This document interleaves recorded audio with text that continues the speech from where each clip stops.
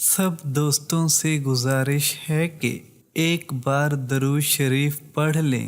ایک بار درود شریف پڑھنے سے اللہ 10 مرتبہ رحمت فرماتے ہیں۔ رشتہ دار، یتیم، مسکین اور ہمسایوں کے حقوق۔ قرآنی اخلاقیات میں والدین کے بعد عزیز و اقرب رشتہ داروں کے حقوق پر زور دیا گیا ہے، جن کے ساتھ حسن و سلوک کو صلح رحمی سے تعبیر کیا گیا ہے۔ انسانی تعلقات میں سب سے بڑھ کر وہی تعلق ہے جو رحم مادر کے اشتراک سے پیدا ہوتا ہے۔ رشتہ دار خونی رشتے سے جڑے ہوتے ہیں، لہذا ان کی نگہداشت پر قرآن زور دیتا ہے۔ خاندان میں جو عزیز و اقرب صلح رحمی کے مستحق ہوں وہ ہمارے ترجیح حسن و سلوک کے مستحق ہیں، اور اس اللہ سے ڈرو جس کا واسطہ تم ایک دوسرے کو دیتے ہو، اور رشتہ داروں کے بارے میں خبردار رہو، بے شک اللہ تم پر نگران ہے۔ اللہ نے جن آیات میں اللہ کے راستے میں خرچ کرنے کا حکم دیا ہے ان میں رشتہ داروں کو بھی شامل کیا ہے۔ ابو ایوب انصاری کہتے ہیں کہ ایک شخص نے حضور صلی اللہ علیہ وسلم کی خدمت میں عرض کیا، یا رسول اللہ صلی اللہ علیہ وسلم، مجھے کوئی ایسی بات بتائیں جو مجھے جنت میں لے جائے۔ ارشاد ہوا، اللہ کی بندگی کرو، کسی کو اس کا شریک نہ بناؤ، نماز کا اہتمام کرو، زکوٰۃ دو، اور رشتہ داروں اور قرابت مندوں کا حق ادا کرو۔ آپ صلی اللہ علیہ وسلم نے فرمایا، قطع رحمی کرنے والا یعنی غریب رشتہ داروں سے ترک تعلق کرنے والا کوئی شخص جنت میں داخل نہیں ہو سکے گا۔ انس رضی اللہ تعالیٰ عنہ سے روایت ہے کہ میں نے حضور اکرم صلی اللہ علیہ وسلم کا ارشاد سنا ہے کہ جس کو یہ پسند ہو کہ اس کی روزی میں وسعت اور عمر میں برکت ہو، اسے چاہیے کہ صلح رحمی کرے، یعنی عزیزوں اور رشتہ داروں کا خیال رکھے۔ قرآنی اخلاقیات کا تقاضا ہے کہ یتیموں اور مسکینوں کے ساتھ بھی اپنے عزیزوں اور رشتہ داروں کی طرح حسن و سلوک کیا جائے اور ان کی ضرورتیں پوری کی جائیں، انہیں معاشرے میں عزت کا مقام دیا جائے۔ ارشاد ربانی ہے، مگر اس نے دشوار گزار گھاٹی پر چڑھنے کی ہمت نہ کی، اور تم کیا جانو دشوار گزار گھاٹی کیا ہے کہ کسی گردن کو غلامی سے چھڑوانا، یا فاقے کے دن کسی غریب، یتیم یا خاکہ نشین مسکین کو کھانا کھلانا۔ گھاٹی چڑھنے سے مراد مشقت طلب کام ہے جو انسان کو بلند مقام پر لے جاتا ہے۔ اس کے لیے اپنی نفسیانی خواہشات اور شیطان کی ترکیبات کا مقابلہ کرنا پڑتا ہے۔ اللہ کی منشا یہ ہے کہ انسانی بستی میں رہنے کے بجائے بلندی کی طرف جائے، اور بلند مقام حقوق العباد پورے کرنے سے ہی ملتا ہے۔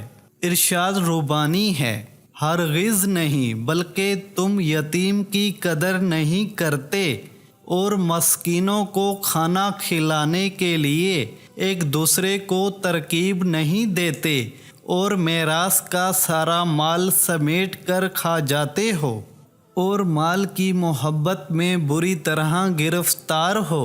یتیموں کے مال ان کو واپس دو، اچھے مال کو برے مال سے نہ بدلو، اور ان کے مال اپنے مال کے ساتھ ملا کر نہ کھا جاؤ، یہ بہت بڑا گناہ ہے۔ اللہ تمہیں ہدایت کرتا ہے کہ یتیموں کے ساتھ انصاف پر قائم رہو اور جو بھلائی تم کرو گے وہ اللہ کے علم سے چھپی نہیں رہے گی۔ پوچھتے ہیں یتیموں کے ساتھ کیا معاملہ کیا جائے؟ کہو جس طرز عمل میں ان کے لیے بھلائی ہو وہی اختیار کرنا بہتر ہے۔ اگر تم ان کا اور اپنا خرچ اور رہن سہن مشترک رکھو تو اس میں کوئی مضحکہ نہیں، آخر وہ تمہارے بھائی بندے ہیں۔ برائی کرنے والے اور بھلائی کرنے والے دونوں کا حال اللہ پر واضح ہے۔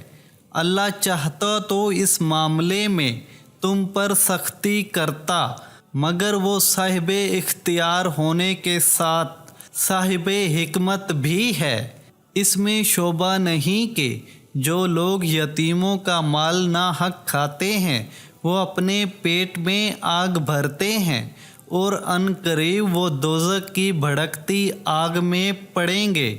ایک روایت کے مطابق رسول اللہ صلی اللہ علیہ وسلم نے فرمایا، اگر تمہارے قریب کوئی یتیم بچہ کھڑا ہو تو اس کے سامنے اپنے بچے کے سر پر ہاتھ نہ پھیرو تاکہ یتیم بچے کو اپنی یتیمی کا احساس نہ ہو۔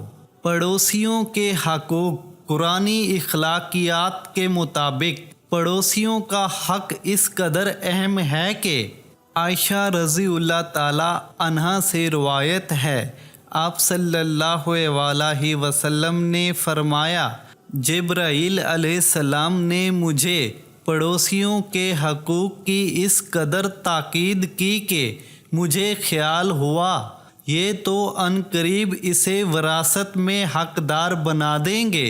ارشاد ربانی ہے، اور اللہ ہی کی عبادت کرو، اس کے ساتھ کسی کو شریک نہ بناؤ، اور ماں باپ اور قرابت داروں اور یتیموں اور محتاجوں اور رشتہ داروں اور ہمسایوں، پڑوسیوں اور اجنبی ہمسایوں، رفقا محفل یعنی پاس بیٹھنے والوں اور مسافروں اور جو لوگ تمہارے زیر دست ہوں سب کے ساتھ حسن و سلوک کرو۔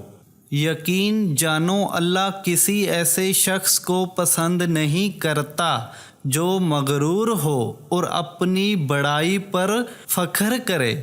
مفسرین کے مطابق اللہ نے اپنے رسول صلی اللہ علیہ وسلم کو بذریعہ وحی غیر مطلوب بہت سی ایسی ہدایت دی جو قرآن میں شامل نہیں ہیں، البتہ حدیث میں ان کا ذکر محفوظ ہے۔ ایک روایت کے مطابق رسول اللہ صلی اللہ علیہ وسلم نے پڑوسیوں کے بارے میں ہدایت فرمائی کہ بیمار ہو جائیں تو عیادت کرو، فوت ہو جائیں تو جنازے میں شرکت کرو، قرض مانگے تو استادہ کے مطابق قرض دو۔ امید ہے آپ ان باتوں پر ضرور عمل کریں گے۔ یہ ویڈیو اگر اچھی لگی ہو تو اس ویڈیو کو لائک کر دیں اور اس چینل کے ساتھ جڑے رہیں تاکہ اسلامک انفارمیشن آپ تک بر وقت پہنچتی رہے۔ ہمارے چینل کو سبسکرائب کر دیں اور بیل آئیکن پر بھی پریس کر دیں۔ تو ملتے ہیں اگلی ویڈیو میں، تب تک کے لیے مجھے دے اجازت۔ اللہ حافظ۔